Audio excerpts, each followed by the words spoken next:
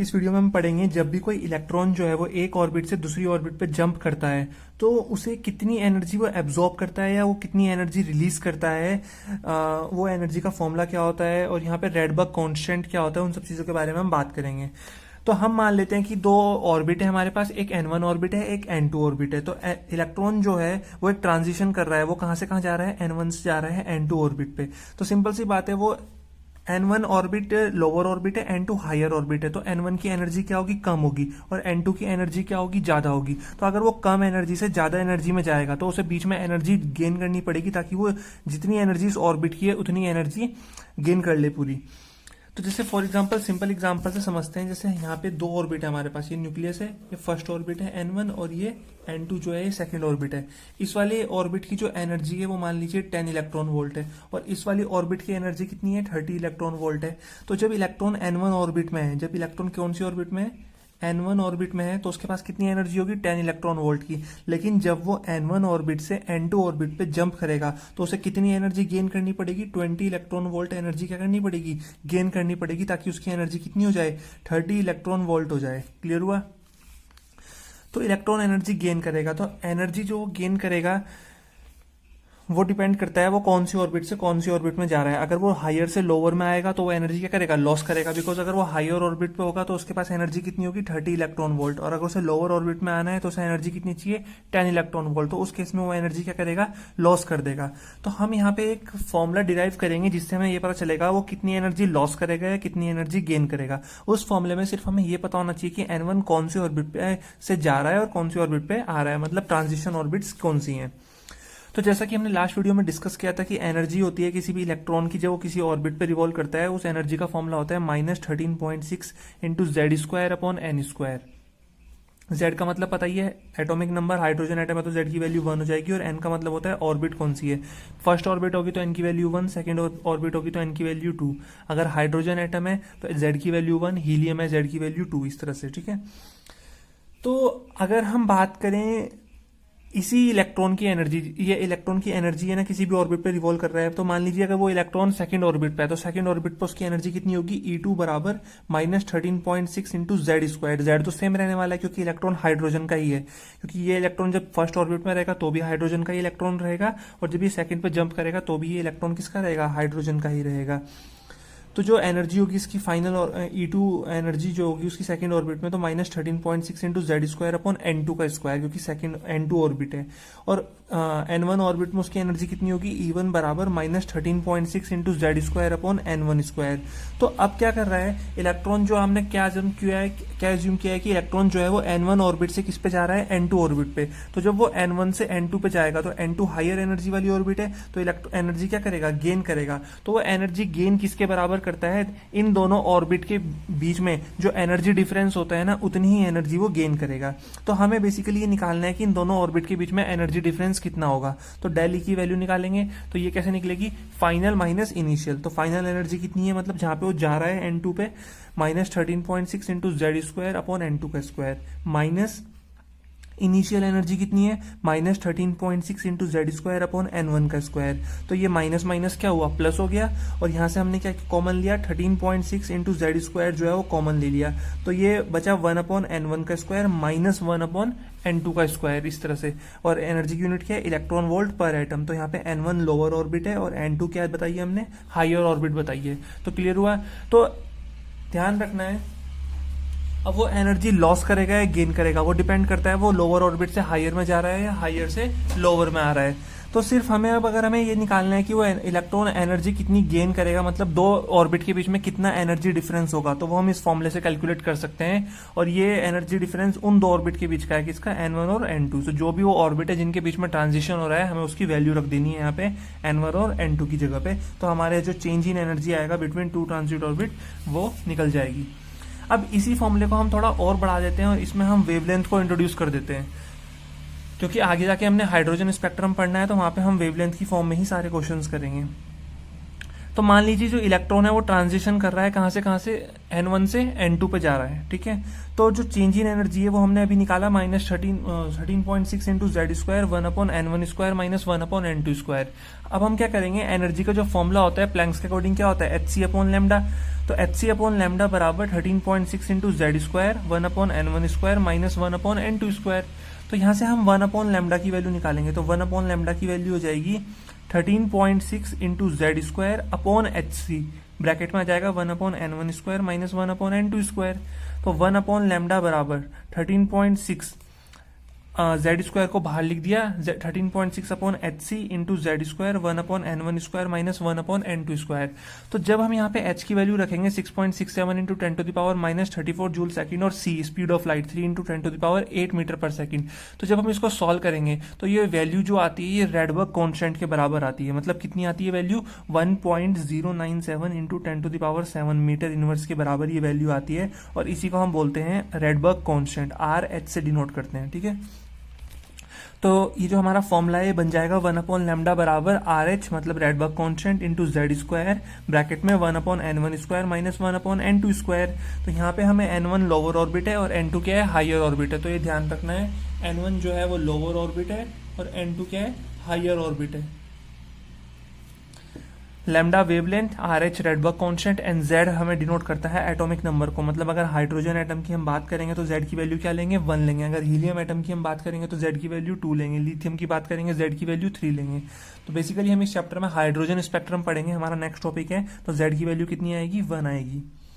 और N1 N2 depend करता है वो कौन सी ऑर्बिट से जा रहा है, कौन सी ऑर्बिट से कौन सी ऑर्बिट पे जा रहा है। क्लियर हुआ।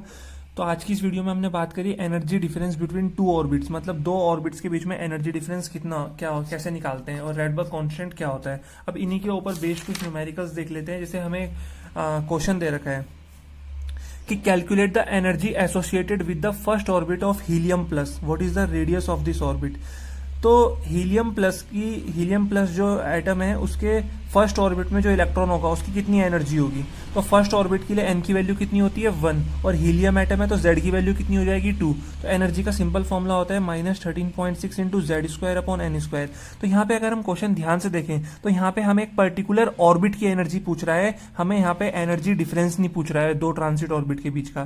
तो हम यहाँ पे सिंपल अपना पुराना वाला फॉर्मूला लगाएंगे जो बोर्ड्स के एप्लीकेशन से हमने डिराइव किया था कि एनर्जी बराबर -13.6 into Z square upon N square electron volt per atom.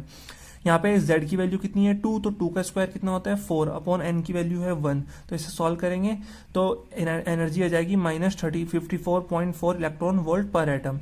And इसी के सेकंड पार्ट में हमसे पूछा है कि what is the radius of this orbit. तो रेडियस हमें पर्टिकुलर ऑर्बिट की पूछ रखी है, ठीक है। हीलियम एटम की फर्स्ट ऑर्बिट की रेडियस पूछ रखी है। तो रेडियस का फॉर्मूला हमने बोर्ड्स के एप्लीकेशन में पढ़ा था, डिराइव किया था इनफैक्ट, कि 0.529 into n square upon z angstrom. तो एन की वैल्यू यहाँ पे 1 है क्योंकि फर्स्ट ऑर्बिट की रेडियस वो पूछ रहा है, और हीलियम एटम है तो जेड की वैल्यू कितनी हो जाएगी, 2। तो इसको सॉल्व करेंगे, ये आएगा 0.264 एंगस्ट्रॉम। इस तरह से जो है हमें सॉल्व करना है। जैसे हमारे पास नेक्स्ट क्वेश्चन है कि radius of the fourth orbit in hydrogen atom is 0.85 nm।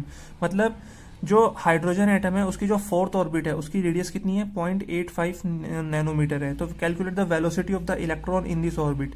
तो इसी ऑर्बिट में इलेक्ट्रॉन की वेलोसिटी कितनी होगी। तो वेलोसिटी का फॉर्मूला क्या होता है, 2.18 into 10 to the power 6 into z upon n, इतने मीटर पर सेकंड। तो यहाँ पे देखो हाइड्रोजन एटम की बात हो रही है तो z की वैल्यू कितनी हो जाएगी, 1, और फोर्थ ऑर्बिट की बात हो रही है तो n की वैल्यू कितनी हो जाएगी, 4। तो इसको हम सॉल्व करेंगे, हमारा आंसर आएगा 5.45 into 10 to the power 5 metre पर सेकंड। तो इस तरह से जो है हम निकाल सकते हैं। जैसे हमारे पास यहाँ पे एक क्वेश्चन दे रखा है कि calculate the radius of first, second, third orbit of helium plus, lithium 2 plus and beryllium 3 plus respectively. तो फर्स्ट पार्ट में हमें देखो हीलियम प्लस मतलब z की वैल्यू 2 है और फर्स्ट ऑर्बिट है। सेकंड पार्ट में लिथियम 2 प्लस मतलब z की वैल्यू कितनी है, 3, एटॉमिक नंबर कितना होता है लिथियम का, 3, और सेकंड ऑर्बिट है। फिर हमें बेरिलियम मतलब z की वैल्यू 4 और एटॉमिक नंबर ऑर्बिट कौन सी है, 3 ऑर्बिट है। तो इस तरह से जो है हम आंसर निकाल सकते हैं। जैसे हमें नेक्स्ट क्वेश्चन दे रखा है यहाँ पे कि find the ratio of radius of second orbit of hydrogen and third orbit of lithium 2 plus ion. तो सेकंड ऑर्बिट की बात कर रहे हैं रेडियस की। तो फॉर्मूला क्या होता है, 0.529 इंटू सेकेंड ऑर्बिट है तो एन स्क्वायर मतलब 2 स्क्वायर अपॉन जेड स्क्वायर मतलब 1 का स्क्वायर। और third orbit of lithium, third orbit है तो n की वैल्यू 3, तो n का स्क्वायर 3, और यहाँ पे लिथियम है तो z की वैल्यू कितनी आ जाएगी, 3 आ जाएगी, n स्क्वायर अपॉन z होता है ना।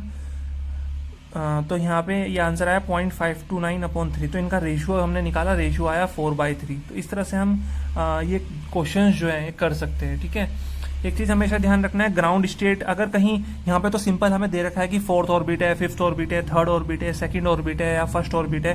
कभी कभी हमें कंफ्यूज करने के लिए सिंपल नहीं देते, हमें क्या बोलेंगे, ग्राउंड स्टेट में निकालनी है। तो ग्राउंड स्टेट का मतलब होता है फर्स्ट ऑर्बिट, और फर्स्ट एक्साइटेड स्टेट का मतलब होता है second orbit, second excited state का मतलब होता है थर्ड ऑर्बिट, और थर्ड एक्साइटेड स्टेट का मतलब होता है फोर्थ ऑर्बिट, और फोर्थ एक्साइटेड स्टेट का मतलब होता है फिफ्थ ऑर्बिट। तो इस तरह से जो है हमें ध्यान रखना है कि ग्राउंड स्टेट का मतलब क्या होगा, first orbit, first excited state का मतलब सेकंड ऑर्बिट। तो इस तरह से हम इसके ऊपर बेस्ड जो न्यूमेरिकल्स हैं, रेडियस के ऊपर, वेलोसिटी के ऊपर, एनर्जी के ऊपर बहुत ईजिली सॉल्व कर सकते हैं। तो आई होप आपको ये समझ में आ गई होगी इसकी कहानी। जैसे हमारे पास ये नेक्स्ट क्वेश्चन है